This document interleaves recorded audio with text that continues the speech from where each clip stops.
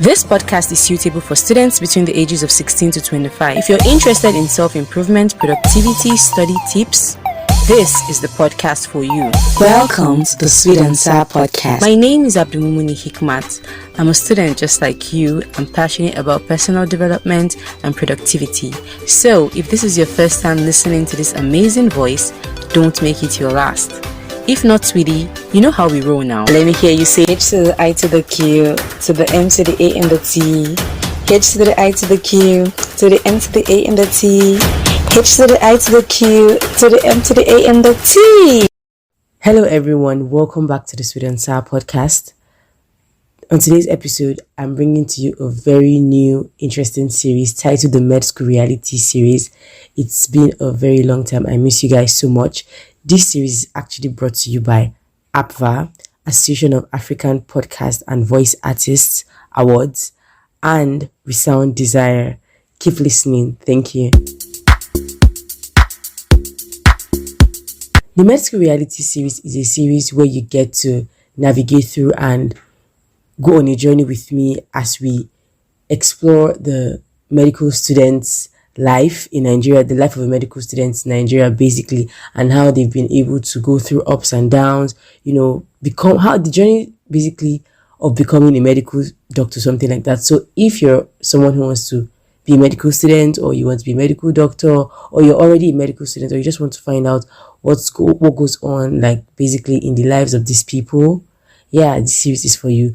And let me tell you what's going to be happening on this series. Basically, I'm going to be featuring 5 interesting guests, and each of them are from different levels. So we're starting from 200 level, because basically 200 level is like med school proper in Nigeria, and so that's why we're starting from 200 level. So my 100 level folks, please don't be upset.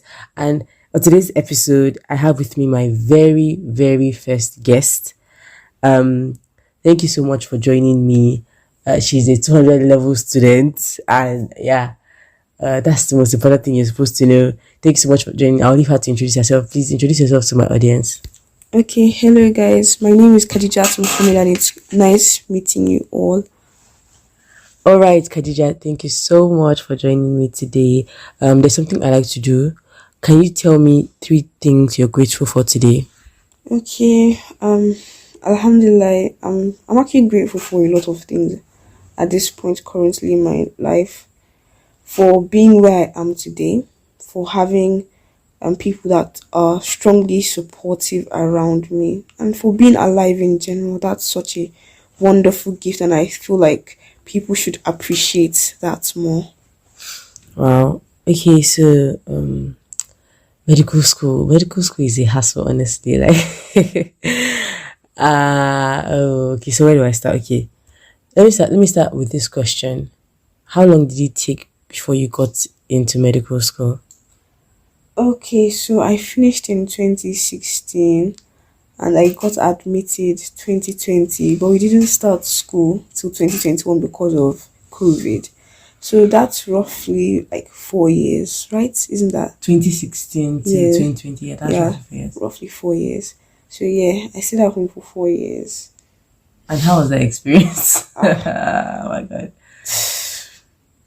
Very, I can't say horrifying, but it wasn't nice.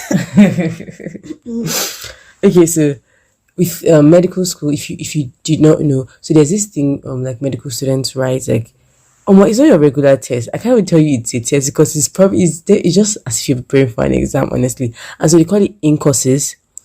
And so what in-course gave you the most fright?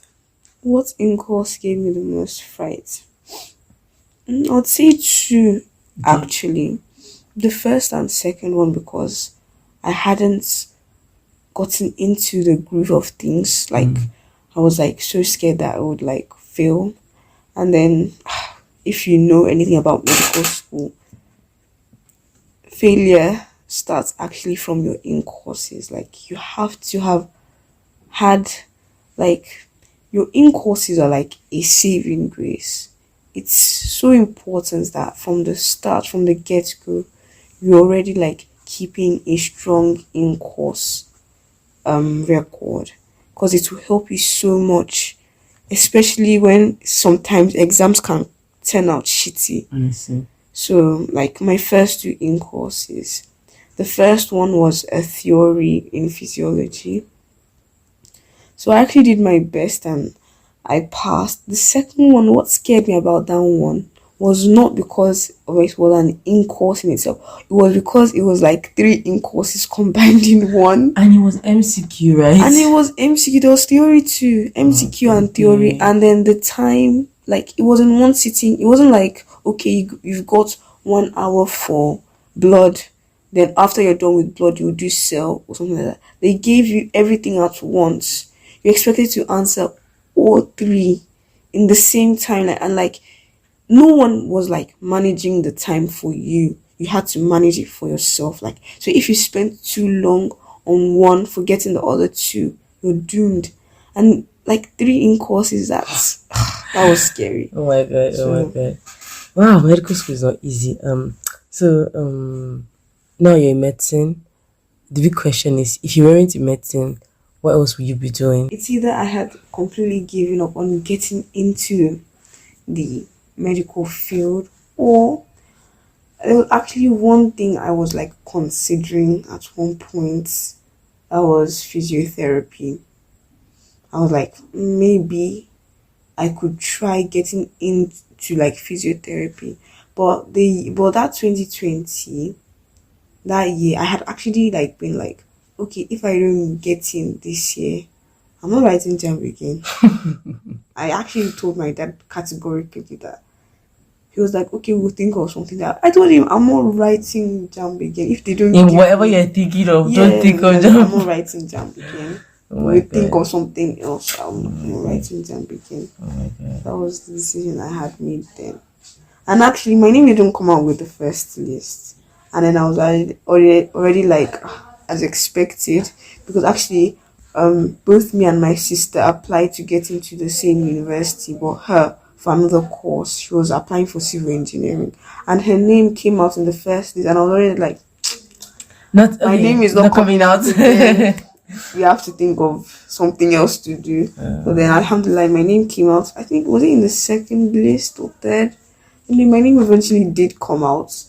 And more like, it was more of like a relief, not love, not like mind blowing Blowing, joy. yeah. It was more of like, okay, Alhamdulillah. a relief, because even though I did feel like, okay, the struggles were over then, I kind of still had a shadow on the back of my mind that, okay, we're getting into a whole new set of troubles, but I didn't know exactly what I was getting into until I got to school and they told me that if you get 1D, you're out.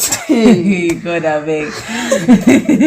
So, Kai, it was not easy. I think one thing people would actually like to know is how did you feel when you first saw a cadaver? Okay, so for those who don't know, a cadaver is, what is a cadaver, Khadija? It's the dead bodies that medical students used to use in anatomy practicals. Yeah, that's what it is. So what was your first impression, and did you faint? I didn't faint actually. It was actually surreal. It was not as it wasn't as it was Realistic anticlimactic. I felt like, oh, it would be maybe because Of the embalming? yeah, it didn't feel real. Yeah, so when you think of a person that has died, that's actually not what comes to your mind. That image, like, it felt removed from reality. Like, it didn't feel like a dead body to me. Honestly, still doesn't feel like a dead body to me. Maybe I'll get the shock when I really see a person that has just died recently. But till this point, yeah, the cadavers don't scare me. I wasn't scared actually. Okay, so the next thing I'll be asking you is studying and your mental health, because like medicine is like a very challenging course, I must say, because I know say easy. You'd have to. I feel like for me, one thing I would tell someone is, honestly, I don't feel like you have to be the smartest. I just feel like you have to know yourself and you have to know what works for you. And so that's how I'm the question is, how are you able to balance your like mental health and studying medicine, and just like keeping it cool and not losing it? At this point, I'll be like, what's mental health? I feel like for me, what makes me not lose it is that every time I've done my best for the in course and then results come out, and then I'm like, okay, you did well in this one, on to the next one. Like, that's what I do. And then I try, like, it's actually easy to fall. Like, once you've gotten used to in courses, it's actually easy to like relegate them, to give them less importance than they actually deserve. And I try really hard to not let myself fall into that pit. Like, each time an in course is coming, like, no matter how annoying that course feels or how tiring that topic is, I really try my hardest to know everything I should know before the in course, so that when I do write the in course, I feel like vindicated that yes, I tried my best. So even if things don't turn out because Hikmat would know that I'm a gambler. If I didn't gamble, I think my results would be better than they are. But like, I do gamble. In my school, if you don't understand what I'm saying, like, there's negative marking when it comes to writing MCQs. So if you get wrong, depending on which department, it's either they minus half a mark or a whole mark, or even More than a mark. or even more. We're telling you horrors here. Oh my god. Or even more. So you actually don't want to go about picking answers to questions you don't know. As I say, I'm a gambler. I don't learn. So I'm a gambler. No, So but I feel like this shit is like about, okay, let me ask what I do. Then like, this one, it looks like I know it. And if I know it's like, that's just plus one mark. And then if you answer C, you'll be like, okay, I think I know this one. If I don't know it, at least these two, they'll just go like that's the oh point. my god. They are actually kind of like questions that you know but you don't know the answer. Like, you know the question but you don't know the answer. And then at the end of the day, maybe there are like two answers that are like jumping out to you, and then you have to make a choice and you just pick one. Like, it's not, anyways. So like, I don't know, to let myself feel defeated, because, or even if I do, I can actually like give myself that day off. Like, okay, you're feeling shitty, because I'm a person that's very sensitive to my own emotions. You know, some people be like, they're feeling down, they don't know why they're feeling down. If I tell you that I don't know why, I'm lying to you. I know why. I know exactly what made me feel horrible that day. Come to actually think of it, I think a lot of people know why they are feeling down, but they don't want to admit that that's why they are feeling. So like, I'm very sensitive to my own emotions. Like, so if it gets to a point where like the pressure has built up, I feel like sometimes I just allow myself to feel shitty for that day. Like, yes. But then the next day I feel like, okay, this is a new day. You can do well. You can like push through. So that's what I do. And then sometimes the work can be overwhelming, but you have to do what you can do.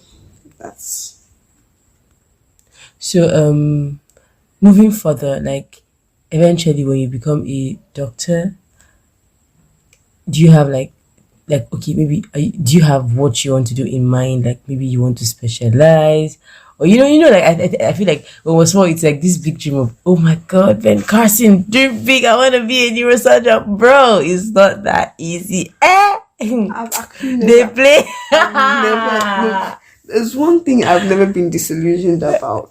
Even with how fantastic neurosurgery is, I've never dreamt of being one, because I know that it would be so damn, like, you have to like put in I feel, you know what I feel like? time. You know what I feel like when I think of neurosurgery? Precision. Like, when you actually look at the image of the brain. Truly speaking, let me tell you something. What is that? I don't really like the brain, and I'm already having horrors down for when we're going to do like neuroanatomy in 300 level. But I don't think I like. No. You know what? For me, but I feel like it's just weird how like, oh my god, if during a surgery one particular spot is hit, Even you might though be I finished. don't like the brain because of its complexity. It's such a fascinating Honestly, it's organ, very actually. it's really fascinating, honestly. Because there was one thing I saw that they were talking about how like it's a different part of the brain like you used to express yourself, and a different part of the brain you used to like get in, like taking the things you're hearing or reading, and like so, and like that part of the brain is actually what you used to write. The part that speaks is different. So there was an experiment that was conducted, like the two parts were like disconnected. They were asking him questions. What he was saying and the reply to that question was different from what he was writing. Yeah. And it was the same person. The person didn't have anything like split personality. But But it just probably showed disorder you setting. there was no disorder. It was just that they disconnected the part. Like you just that's they just disconnected the like. Oh my god! Wow. I think another thing I was really amazed was like I have actually been amazed to see was how small the heart was. Oh. You get like how like everybody just love and like oh my god, and then you find that But I've actually always known that it was that small. your heart is roughly the size of your fist, Wow. and that your brain is roughly the size of two fists put together. Yes, I've always known it. Oh my I'll be god, like, wow, my heart is small. your heart is small, right? Oh my god, my heart is so please, you guys. My heart is so fragile. Nobody should break it. Thank you. So I would like you to give an advice to someone who has been struggling to write jam. Jam has been jamming the person, and now this time, just imagine like someone like yourself, and like what would you say to someone who is like you, like someone who you were back then, like 4 years ago, 5 years ago? I would actually say, go as far as you can. Like, medicine isn't the only way. Do you understand me? It isn't the only path to success, and I actually feel like unless you're getting into all of these politics through medicine, like how much success can you actually get at the end of the day? Like, and that success will actually come with, I feel like, way more sacrifice than you would in any other field if you want to get like a very high level of success. Like, truly, medicine isn't the only way. Yeah, I feel like if now you really feel like it's medicine and nothing else, you can push as hard as you can, try as many times as you can. But when you're at your limits, it's not the end of the world if you say, okay, this is it for me. You haven't failed it. You haven't failed. You're just taking another path in life. So try your best. The Nigerian system can be so shitty. it is shitty, honestly. Like so shitty. Like Yes. the first time I wrote jam, actually, I didn't pass enough. So I feel like that whole year I was actually filled with a lot of self blame. As I had told Hikmat, anytime something goes wrong, I always firstly look at it like it's my fault. So I was full of self blame throughout that year. So the second year that I passed more, I got enough to get into medicine. At that point, I got 250 something, and at that point, medicine cutoff line is not as high as it is now. That's like 270, like you get. So then it was actually still like 240. So I felt vindicated. Like finally this time, even if I don't get admitted, it's not my fault. Like it's the system. I don't have to blame myself. So like the Nigerian system can be so bad. And the funny thing about it is that if they don't give you admission, can't they let you know so that you can move on with your life, start planning everything else? For that whole period where they're like giving out admission, your life is on like standstill. You get I get like what you're if they saying. give you rejection letters, It will be better, honestly, because some people still like hope. They still yeah, clutch onto the fact that okay, they might still be giving because admission. admission can go on for so So long, long.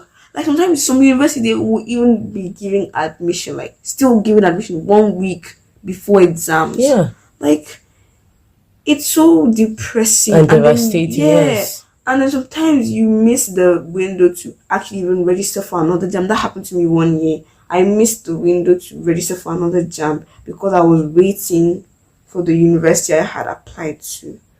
and I had gotten like so like really high marks that year. That was a year I got 281. Like, and it wasn't a good feeling at all. So, all in all, just try your best if you're trying to get into medicine. And even if you don't get into medicine, doesn't mean like you're a failure. Because I obviously like people place this high pedestal, like it just places high. And there are other ways to get into the medical field, not just by being a doctor. Yeah. So people place this high, regard actually for medical school and everything. Obviously, like yeah, it's really what is like even now. I don't even if you know what people are I actually feel going like through. people don't know the whole reality of when they get into medicine. Yes, that like it looks glamorous. It's hard to get into, and it's Hard to very hard to keep going. Yes, into it, like in it messes with a lot of see. If you oh my god, like in subhanallah, our school, subhanallah. the first year in 100 level, if you get 1D, you're out. I got a D. It was so devastating. But one thing I was lucky about is that in our year, they didn't admit a lot of people. They just admitted 60 students for medicine. And that year, our quota was like 50. So, like, going to the right people, writing the right letters, I was able to evade that. They reviewed our scores, and I eventually ended up getting a C in the course. So that problem, but when that problem was happening, I had palpitations. Like, I was not in the right place. Like, I passed second semester more than first semester 100 level, but I did not read as much as first semester. Because my brain was not, I wasn't in the right place mentally, because it was just that D was like so glaring. It felt like a blemish. Yes, it was so glaring. Because in our school, they're like, even if you're in first class and if you have a D, you have less qualification to enter the second year than a person that had C's all through. So it was not about CGPA. Yeah, it never is about CGPA. It's just about 50, bro. It's just in about other schools. Yeah, CGPA counts. CGPA counts. In other schools, CGPA counts. Oh my god, it really honestly, if you see a medical student right now, everything they just pray God please 50. You get to 200 level, and they tell you, okay, you're doing 3 courses. If you fail even one of them, just one of them, you will repeat. And let me tell you, Hikmat, from the moment I stepped into 200 level, every class will have it, especially those practical classes. My brain keeps telling me, so if a person repeats, you have to go through this again. God forbid. Like, I would do like that was one of the like proper driving forces for like my reading in 200 level. I look for something else in 300 level, but that was really it, because it was not a good. God, I was just thinking it isn't honestly. You won't even know where to start. In the beginning, you would first be disoriented. You would be like, oh my god. The feeling it's one thing to be like feeling all these things when you're like properly like with your set people and you're doing this, and then you actually have to do they actually have to do it by yourself. SubhanAllah. Okay, guys, it's Khadija. It's really been amazing having you here. It's been great to be here. It's been interesting talking to you, and thank you guys so much for listening. Share with your friends. Follow us on Instagram at Sweet and Sour Pod. If you want to see Khadija's face, you can go to Instagram. I'm going to post short videos. You guys, this is not a video podcast or whatever people are doing now, so that's why like I don't get to show you a whole. I don't get to open a YouTube channel and start like putting the whole videos. It's a podcast. You're not supposed to see our faces anyway. But then there are short clips I made, and then I'm going to be putting them on Instagram. So if you're interested in that, you can check Instagram. Also remember that this whole series was brought to you by APVA and Resound Desire. Stay blessed.